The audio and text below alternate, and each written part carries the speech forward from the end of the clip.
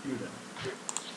Okay, and this is what it looks like if you want. Okay, so you don't Okay. need a copybook or something. So all you need is the manual, and we can discuss things based on that manual. Okay. Yes. Okay. Uh-huh. So this is the first thing. The second thing is that the session is divided into two parts.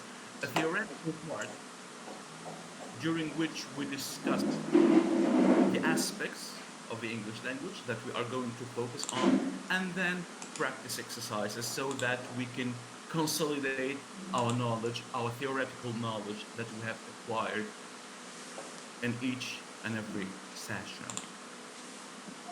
Okay, Oh this is the yeah. first thing. Second thing is that pronunciation as a subject belongs to a broader, what we call a module, which is called oral expression skills.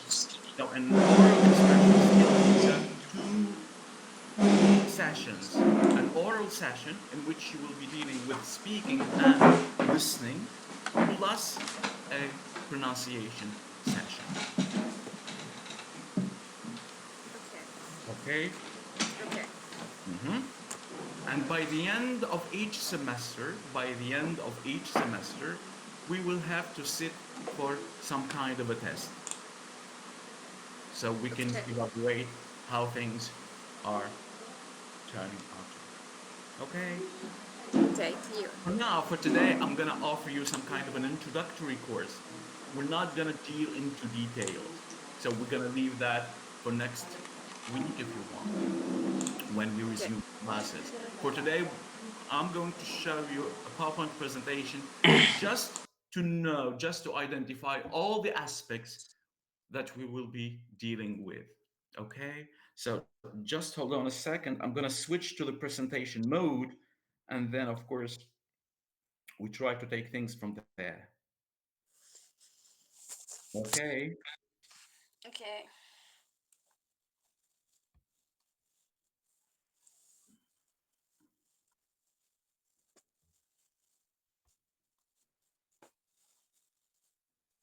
Are going to focus on the theories that deal with pronunciation and especially with English as a language. But of course, we can refer to different other languages so we can use them as counterexamples or as examples if you want.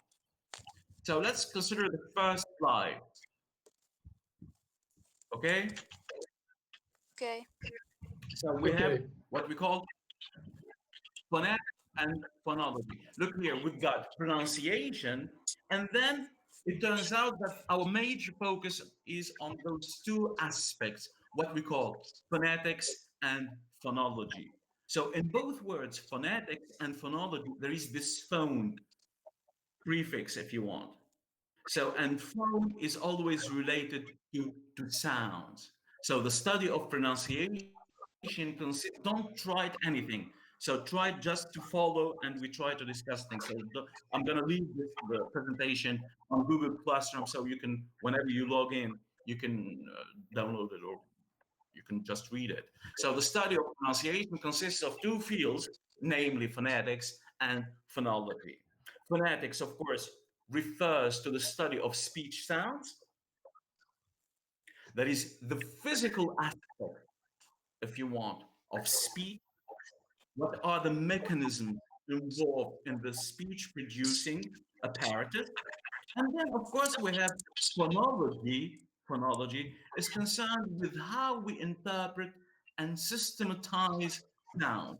That is, phonology deals basically with the system and pattern of the sound. Look here, we try to identify, is there some kind of a system? Is there some kind of a pattern that regulates language? You see, so here language is seen as a rule governed system. When we use rules in English or in any other language, it is what comes to our mind always is the grammatical rules. So this sentence is grammatical, is correct. This sentence is ungrammatical, is not correct. So by analogy, we try to find what about words? What about speech? Are there some kind of rules? Why, for example, the plural of boy is boys, whereas the plural of church is churches. Did you get the point? These Yeah. are Yes. the features that we are going to deal with. So we try to study words and we try to identify the patterns that regulate the production of these words. Then, so again, within the distinction between phonology and phonetics. So in phonology, the study of the phonology of English looks at look at the words here. Looks at the vowels, consonants, and the suprasegmental features of the language. So here we understand that all languages are made out of sounds. And when I speak about language, I speak about the speech, not the writing. Remember that in chronology, chronologically speaking, we produce language as speech and then we develop writing. So in all culture, this is what happens. First, speech, and then chronologically, we develop some kind of a writing system for that speech. So our focus basically is on speech, not on writing. And in speech, we understand that all languages are made out of sounds, and these sounds are going to be grouped into two categories: the vowel sounds and the consonant sounds. You know that A, for example, is a vowel, whereas B is a consonant. Okay? Then another feature is what we call the suprasegmental. Look at the word suprasegmental. The segment is the word. Instead of using the word, which is too general, we are going to see it or to consider it as a segment. And this segment is made out of sounds. And these sounds, when they combine together, we're going to find that sometimes they change. For example, look at the word about.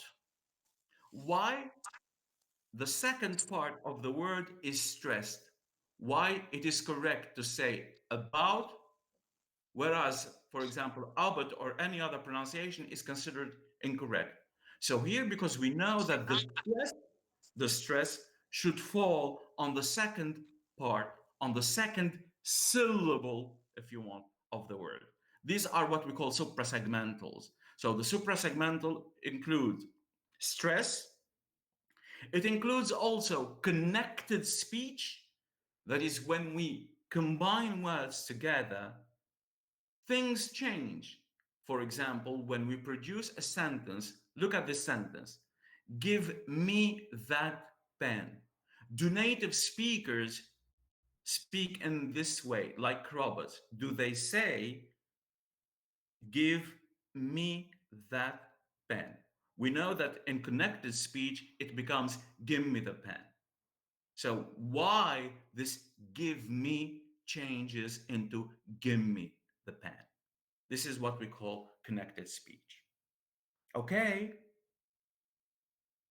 Yes? Okay. Yes. Then we have another feature, which is intonation. You know that in English, when you ask for a question, the intonation in most cases is what we call rising intonation. Are you all right? Are you all right? So here the intonation is rising. Yes, I do. So the intonation changes into falling intonation when, of course, confirming. So these are also features of the suprasegmental.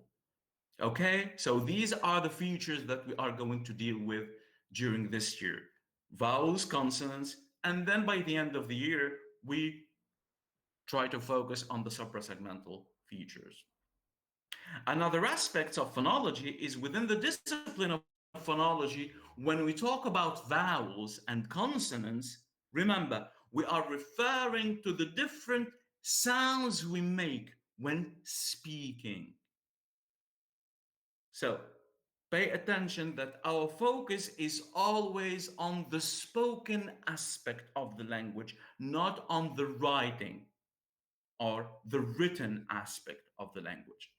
So here, referring to the different sounds we make when speaking, and not the vowel and consonant letters we refer to when talking about spelling. Here, if we have the letters, we can say A, B, C, D, etc. to Z.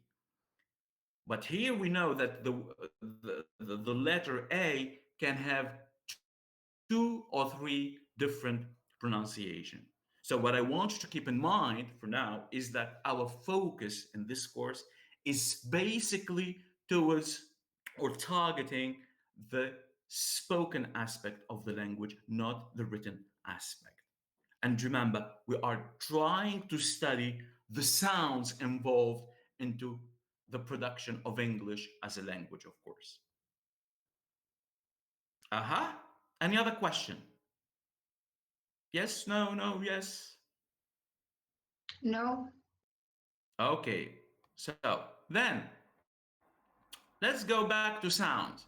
So here, as we have said, that sounds in English can be divided or categorized into consonants and vowels. So the sounds are the building blocks of pronunciation.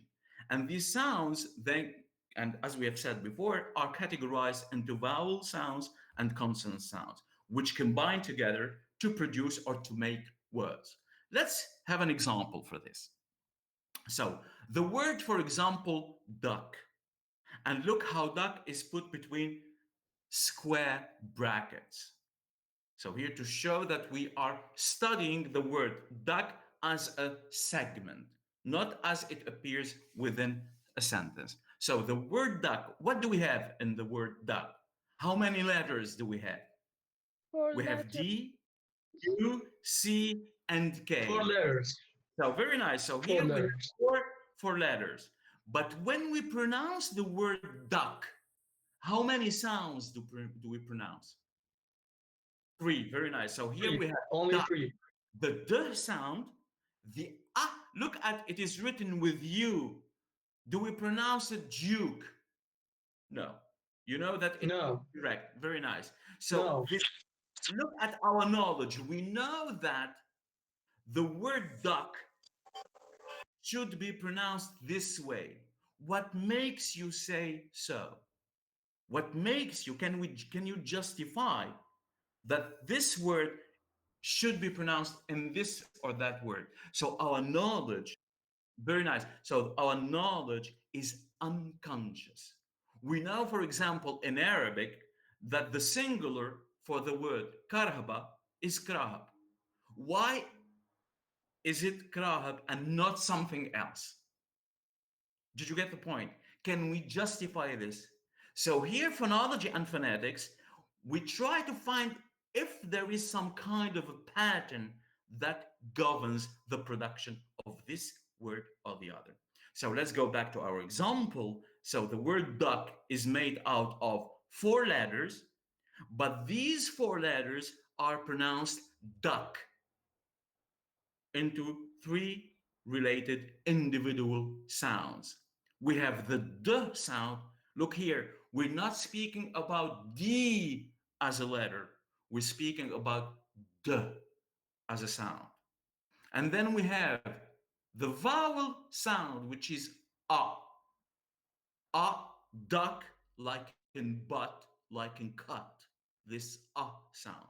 And then the CK letters are produced into one single consonant, which is K. So here, duck is made out of three sounds, a consonant, a vowel, and a consonant. And the pattern is between parentheses, you've got CVC, that is a consonant, a vowel, and a consonant. Okay? This is the example. Now, what can we say about this? We are using the word sound again and again and again. But what do you think about the word sound? Here, which sounds are we speaking about? We're speaking about the sounds which are used in English. Okay? So the word sound also may interfere with different, so nature, for example, when the wind blows. So here we speak about sound. When the rain falls, we speak about sounds. When you knock on something, you're producing sounds. So the word sound is too general. It includes everything. So here, since we are speaking about sounds of English, we are referring to them as, and look at the word phoneme or phonemes, plural. So the word phoneme here refers to the vowels and consonant sounds which are produced in a given language. Okay? Okay. Am I going too fast, or should I slow down things, or should I go back to something else? No, Really? everything is clear. Yeah, Okay. we're Let's good. go let's go back to the slide. So, as we've said, the word sound as terminology is too general. We need to coin a term that fits what we are studying. And the word phonemes here is the appropriate word. So, in writing, words are made of letters.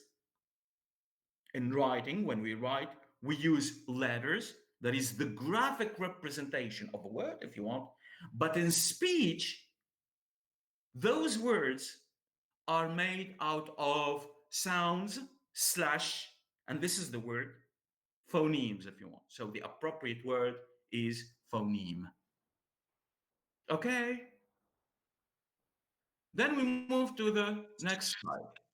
So our lessons or our course will focus on different aspects that are really specific to English. And we're gonna enumerate or list few examples so that we know and we identify all these features. So the features of sounds of English. For example, let's take the first example. So here we have in English, letters do not always correspond to sounds. And you know that.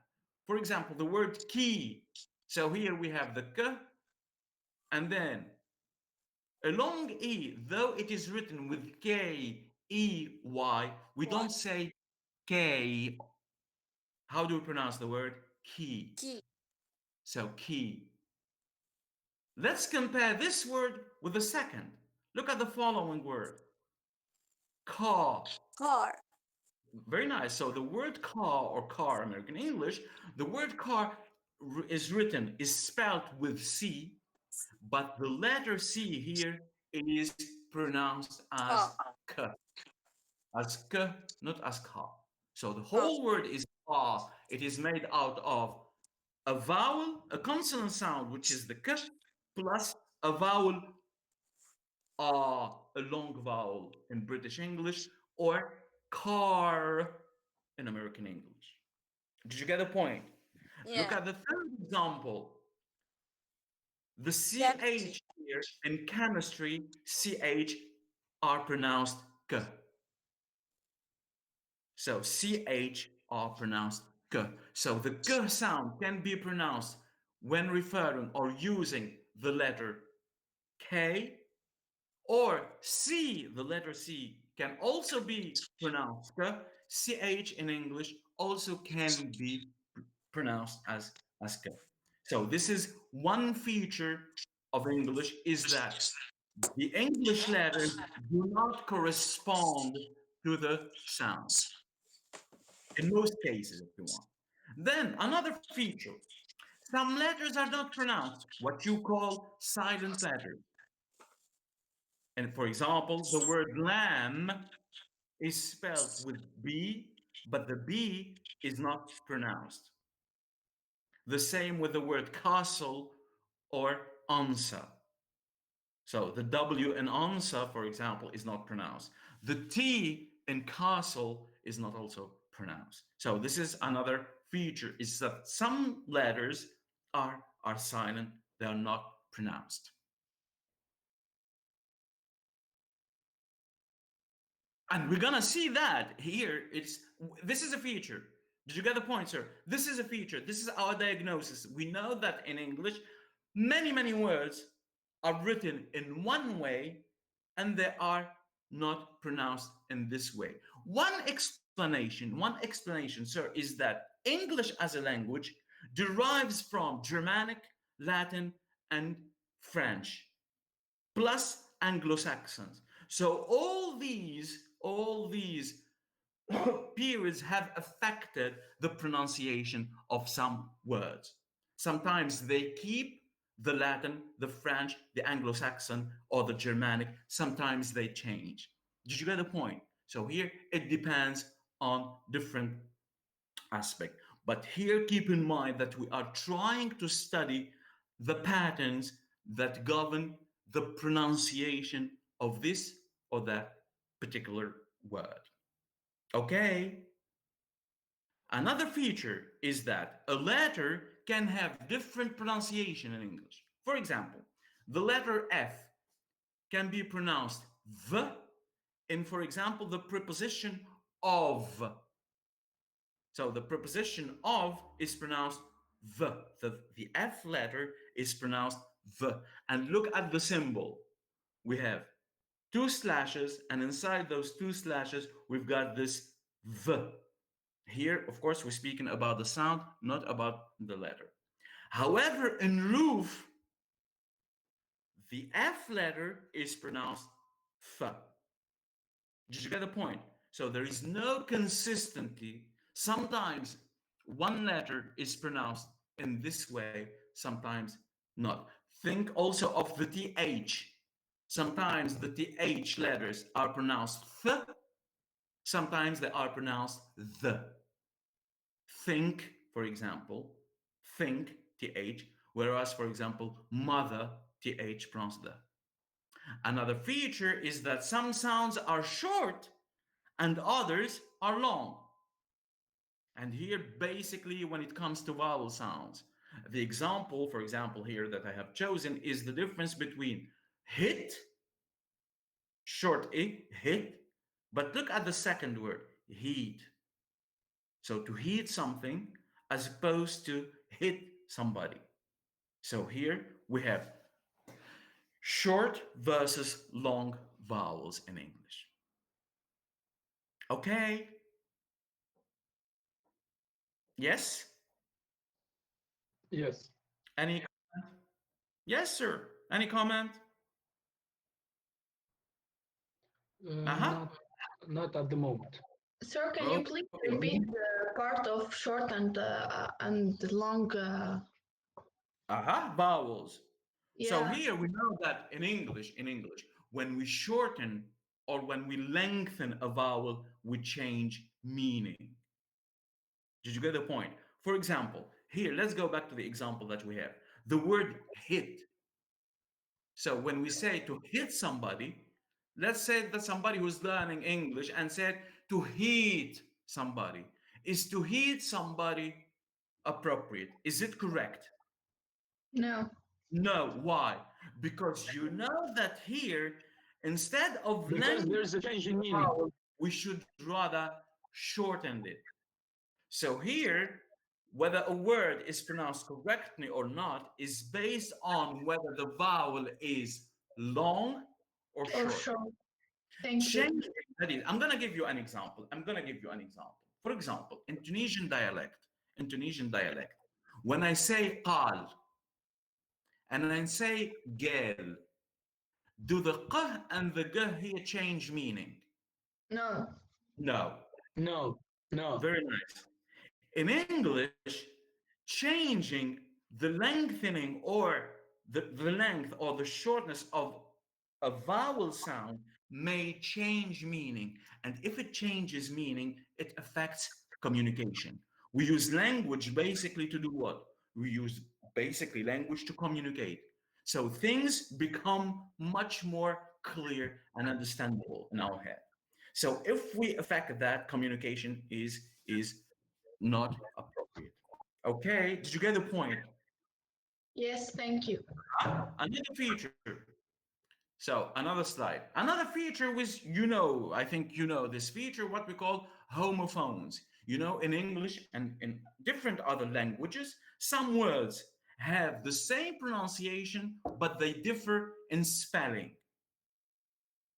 So here, for example, we have buy Yes. and buy. We have week, EA, week, double E.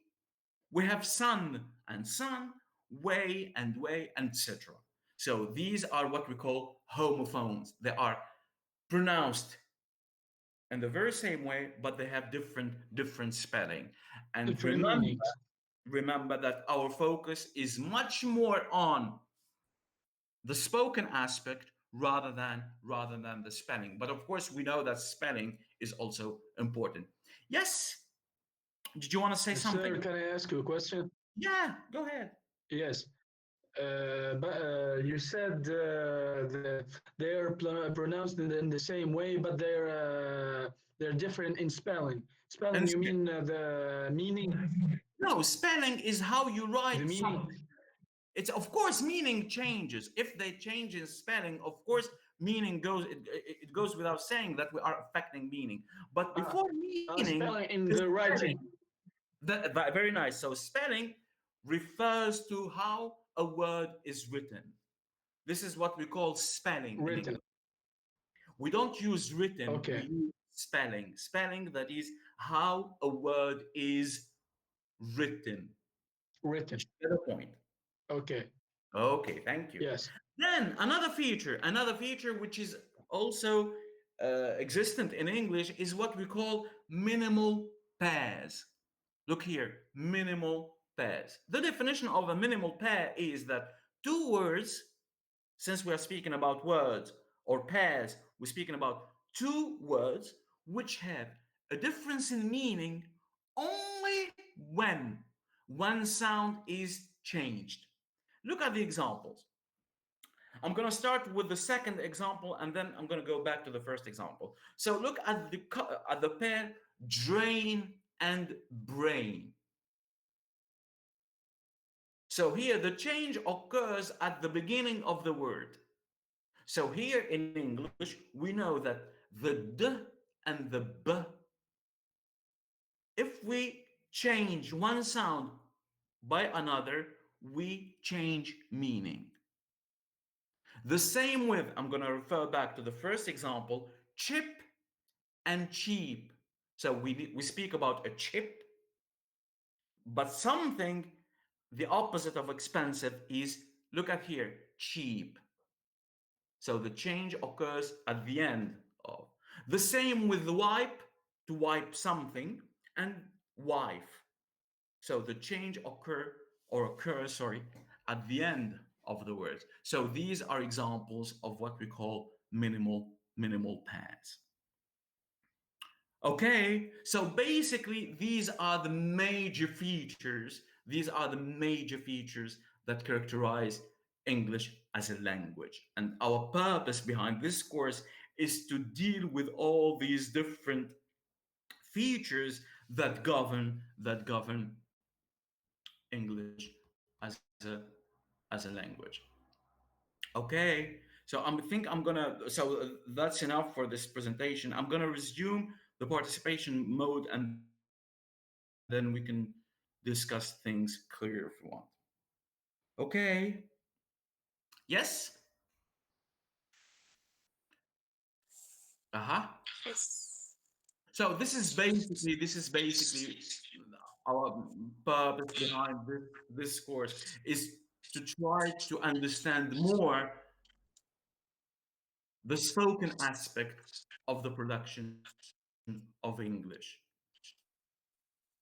And we are going to refer to BBC accent, or what we call British accent, and we are going also to refer to the American accent, and we try to compare the major differences between those two accents, if you want.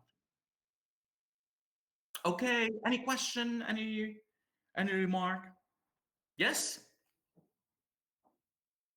Hello?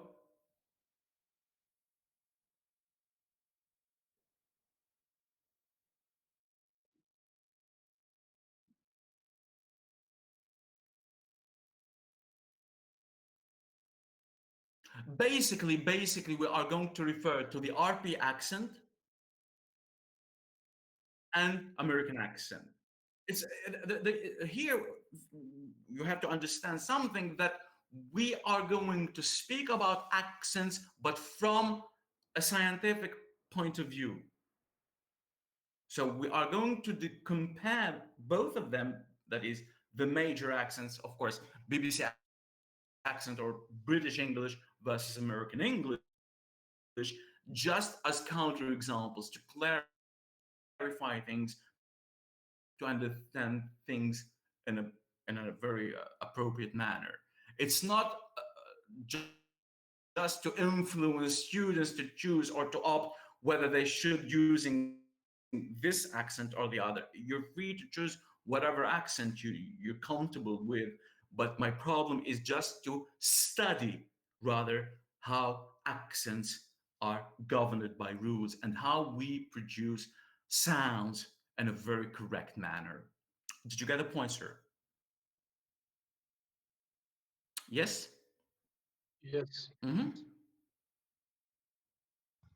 Sir, I have a question, please.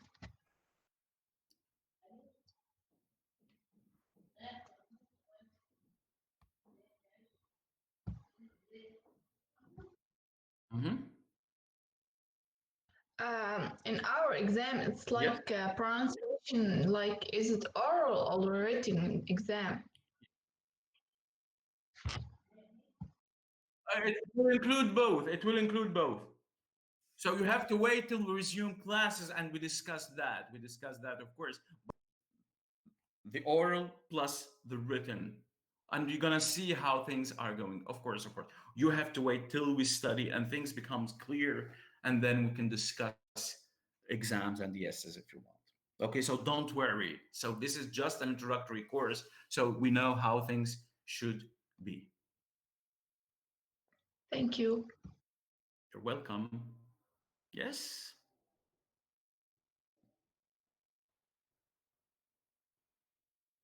Any other question?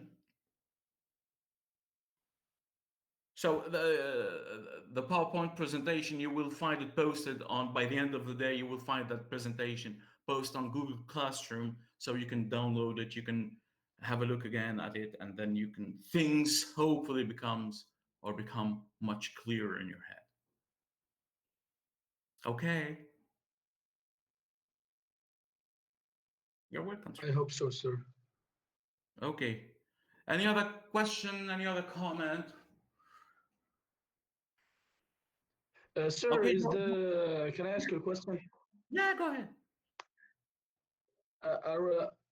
It's not about our class, but is the situation, the health situation is it going to get better or not? Normally, I can't predict, but normally we resume classes next week. Normally, I think that we will resume classes next week. But here, of course, we have to wait and see. So if we resume classes Okay. next week, so we go back to face learning, if things turns out to be, I don't know, catastrophic, so I think we have to stick to our online teaching. But hopefully things will turn out to be great next week. I can't tell I you hope anything. so, sir. I'll tell I you, hope, yes. I hope so. Yes. So don't forget Because to get your this booklet. online classes is Yeah, it is a bit confusing. yes, it's a bit confusing, sir. Yeah. Sometimes we open our emails, we found a lot of Yes. documents, and Yes. we're kind of Yeah. lost here. Yes. I understand that.